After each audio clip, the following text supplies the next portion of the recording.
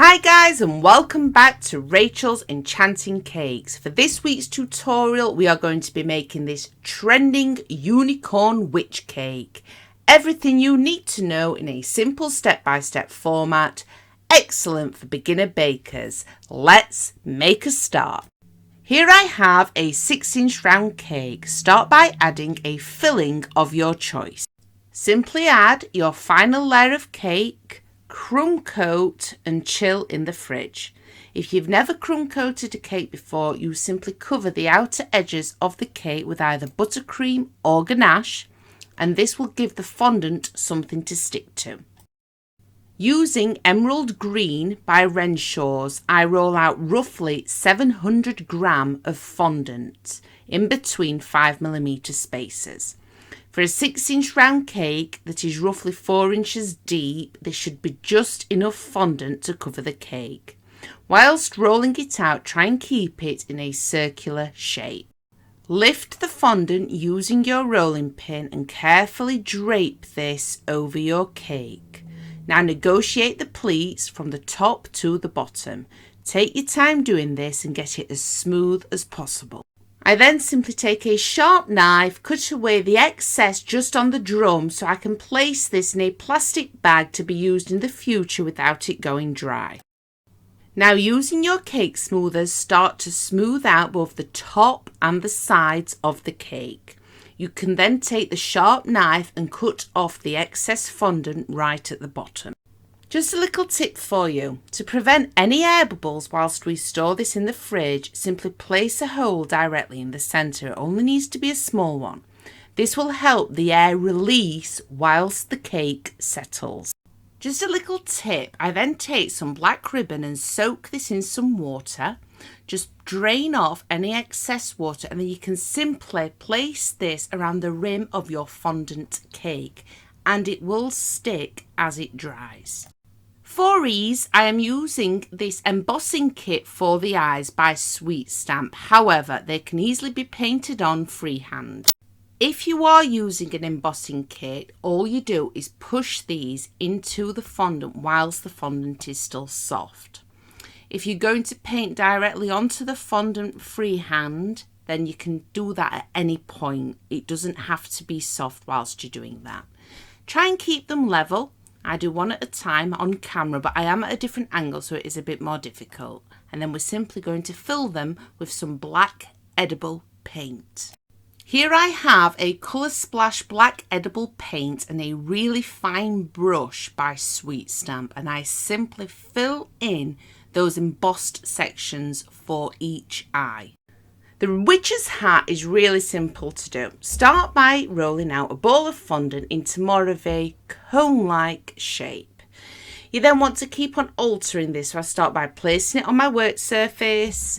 I push it down a bit because I want the base to be flat, and then I go back onto the side, roll it out into more of a cone-like shape, back onto the surface again. Make sure that rim is a lot thinner than the rest of the hat. You want to bend it into shape, so you don't want it a perfectly pointy hat. Maybe bend it to the left and then to the right a little bit, just until you get the shape and the size that you're happy with. You then want to apply this directly to the top of your cake with some edible glue, and using a cocktail stick, just add a few indentations to the bends on the hat. This will just give it a bit more character and make it look a little bit more realistic. I then steam my cake just to help get rid of all of the icing sugar. However, this is not essential. And I want to add some detail to the hat, so we're going to start with the orange rim. I simply roll out a sausage shape and then using a rolling pin, roll this out a little bit more to keep it in more of a rectangular shape. I do use a ribbon cutter to keep this even. However, this can easily be cut freehand. Once you have cut this out, we will then be applying it directly to the hat, which is already on the cake. Because this has been steamed, there is no need for any edible glue. I very carefully simply wrap this around and then cut off any excess that is left at the back. A little tip for you, a great way to cut off excess fondant when it meets like this is with a small pair of sharp scissors and then just simply smooth out the seam. Now for the last detailing on the hat, I am using a square cutter. However, this can easily be cut out freehand. If I was doing this freehand, I would keep it simple by doing one purple square and one orange square. But due to the cutter I have here, I am able to physically cut out another square inside the purple and then just place that directly onto the hat with a small amount of edible glue. For our unicorn witch's ears, start by adding a small amount of Tylo powder to some of the green fondant. This will just allow it to set harder and help it keep its shape. Keeping things nice and simple, just using a circle cutter, cut out 2 circles directly from your modelling paste. I then simply repeat this, but this time using black fondant because I know the green's going to support the weight, but these are slightly smaller circles. Again, you want to cut out 2. I then apply some edible glue directly to the green circles and I simply pinch the black circles into more of a cone shape before placing these directly onto the green. All you need to do then is very gently fold these in half and pinch at both ends, and it really is as simple and as easy as that. 2 unicorn ears. I then apply a small amount of edible glue to both the ear and the hat and simply glue into place. I have purposefully placed my cake in a fridge. An excellent tip when you want to take the cake like this, look, no damage, and place it directly onto a decorated cake drum. Your cake will sweat slightly, but once it reaches room temperature, it will be completely fine. I then colour some very small amounts of buttercream, black, orange and a light purple. Because I am only colouring small amounts, you will get away with using a simple Pro Gel for the black food colour.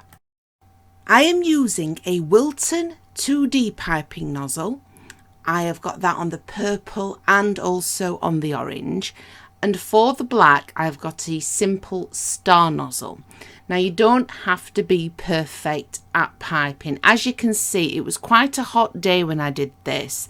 The buttercream was quite soft, so the roses that I really wanted haven't come out as great as they did in the short. But you're adding sprinkles as well, so it's still going to look beautiful even as a beginner baker. I literally just added more sprinkles and then piped in the odd occasional place until I was happy with the result. It really is as simple and easy as that, and this is a great project to get the children involved with as well this Halloween. Happy baking, everyone. I really do hope I've helped you again today, and I will be back soon with more new, completely free content.